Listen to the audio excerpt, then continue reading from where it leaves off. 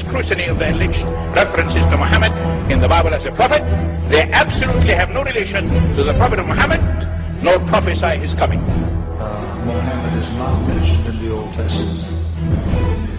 Muhammad is not mentioned anywhere in Genesis or Revelation.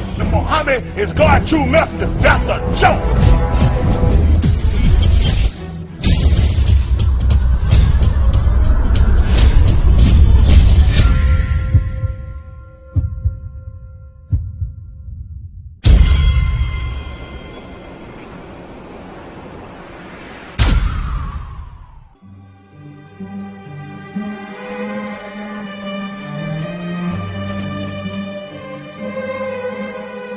Lo, we inspire thee as we inspired Noah and the prophets after him, as we inspired Abraham and Ishmael and Isaac and Jacob and the tribes, and Jesus and Job and Jonah and Aaron and Solomon, and as we imparted unto David the Psalms.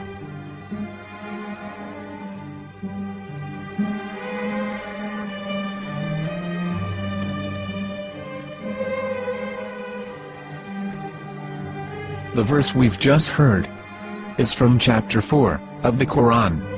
In the verse, God is affirming to humanity that Muhammad is indeed the recipient of a divine guidance, just as Noah, Abraham, and the rest of the prophets.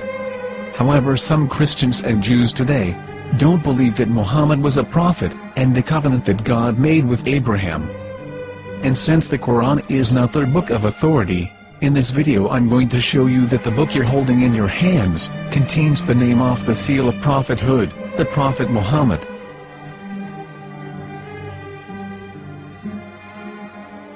As known, the Old Testament was preserved in the Hebrew language.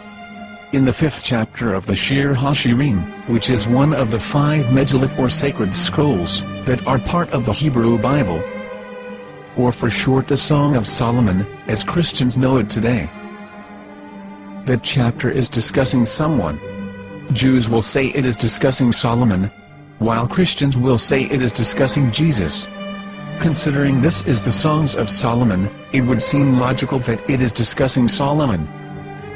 The verses, describing this mystery man, have the narrator's speech conjugated in the feminine, meaning it is a woman who is describing this man. So it is possible that it is one of Solomon's wives discussing her husband Solomon. However, Christians assert that Jesus is being discussed, and that the chapter is describing a man who was not yet alive at that point. A prophecy.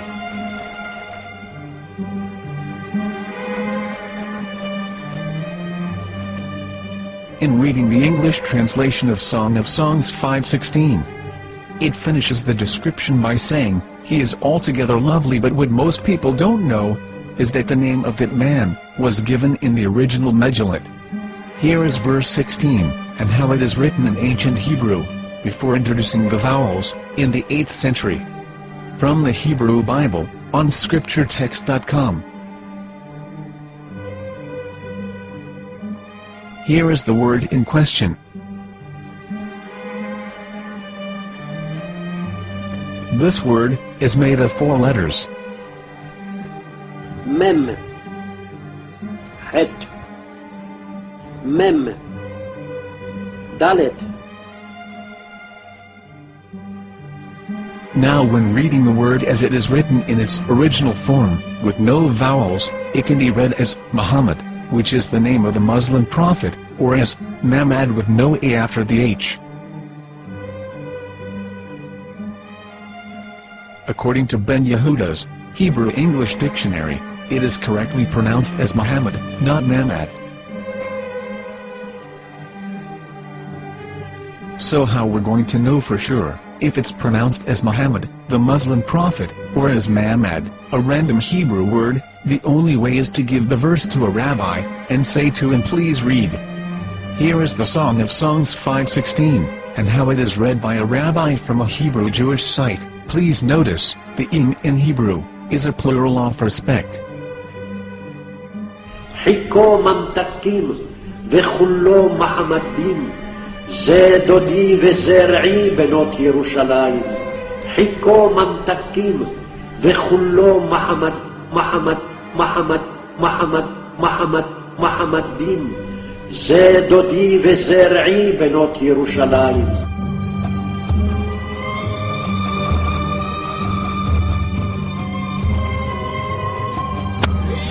Coming out from the darkness, there are no other gods but God, and Muhammad is his messenger.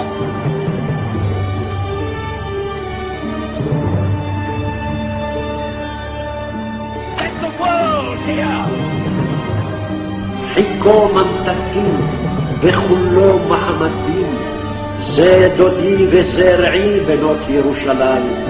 חיכו ממתקים וכולו מחמד, מחמד, מחמד, מחמד, מחמד, מחמד דין. זה דודי וזרעי בנות ירושלים.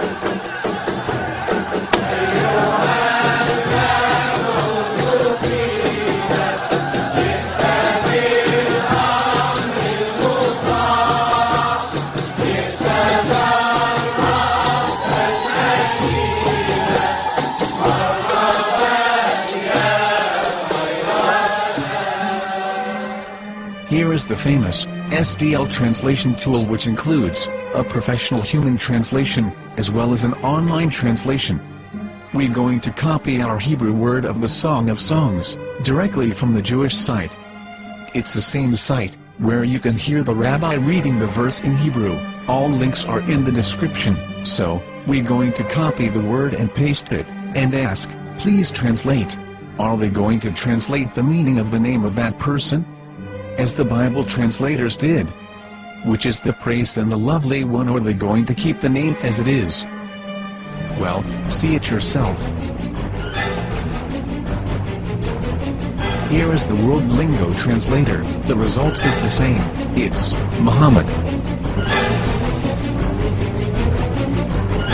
You have no right.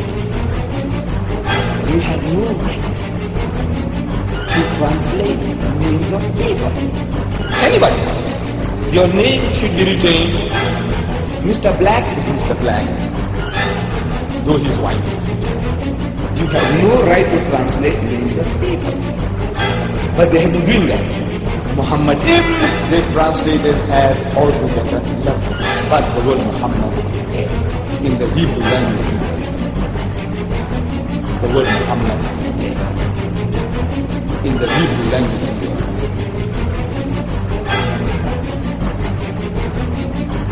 I will tell you a story from my own personal experience. Years ago, I used to spend every Sunday afternoon in a place called Speaker's Corner. And in my years down there, I got to know a Jewish rabbi. He was a very nice man. He used to listen to me, and he was always very polite and talked about Islam in a very nice way. And one day during one of our conversations, after some years, I thought that it was about time I should invite him to Islam. So I said to him, you know, my friend, we have been talking now for many years, and even you have admitted to me that Muhammad is a prophet.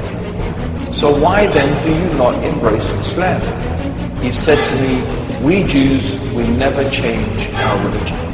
I said, but half of the rabbis of Medina became Muslim. He said, that is true, but still, we Jews never change our religion.